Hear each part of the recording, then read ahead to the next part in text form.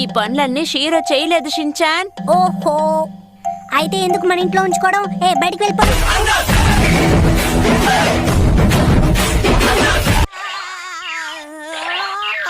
ఏదో తేడాగా ఉందేంటి? ఏమైంది నీకు? ఎందుకు ఇలా అరుస్తున్నావు? అమ్మా, ఎవరమ్మా ఈయన?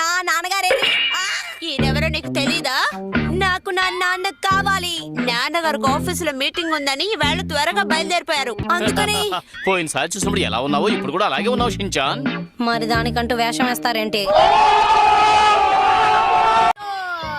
ఏంటి కజామా, నీకు కూడా ఒక సెపరేట్ రూమా? సూపర్. అవును, నేను ఆ రూమ్ లో విడిగా చదువుకుంటాను, విడిగా నిద్రపోతాను, చాలా సాంగ్స్ వింటాను. మా మమ్మీ నన్ను డిస్టర్బ్ చేయకుండా ఉండడానికి ఆ సెపరేట్ రూమ్ తెలుసా? ఎక్స్ట్రా బాత్రూమ్ ని రెడీ చేసి నీకు రూమ్ కింద ఇచ్చేసారా కదమ్మా?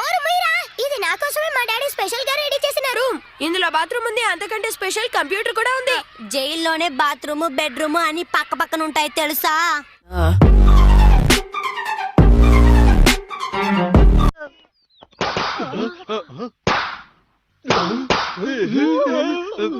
ఏంటా సౌండ్? ఎక్కడి నుంచి వస్తోంది? నేను వెళ్ళి చూసొస్తాను.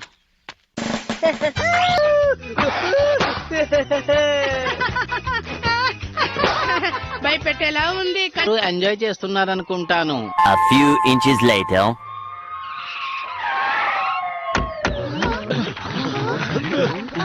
ఆ తుపాకీ సౌండ్ ఎక్కడి నుంచి వచ్చిందా?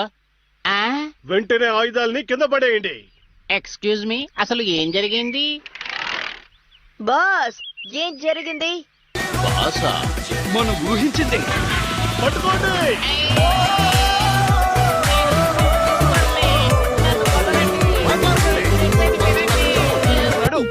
ఇప్పుడు మనం అందరం కలిసి బయటికి వెళ్ళబోతున్నాం, ఓకేనా? Okay madam. ఏంటి, బయటికి వెళ్దామా? ఓకే. ఏమైంది షించాన్? కడుపులో నొక్కారు కదా. వెళ్ళు, కానీ త్వరగా రావాలి. వచ్చేస్తాను మేడం. మేము బయట వెయిట్ చేస్తాను, స్ట్రైట్ గా బయటకు వచ్చేయ్. బయటికి రావాలనే నా కోరిక కూడా.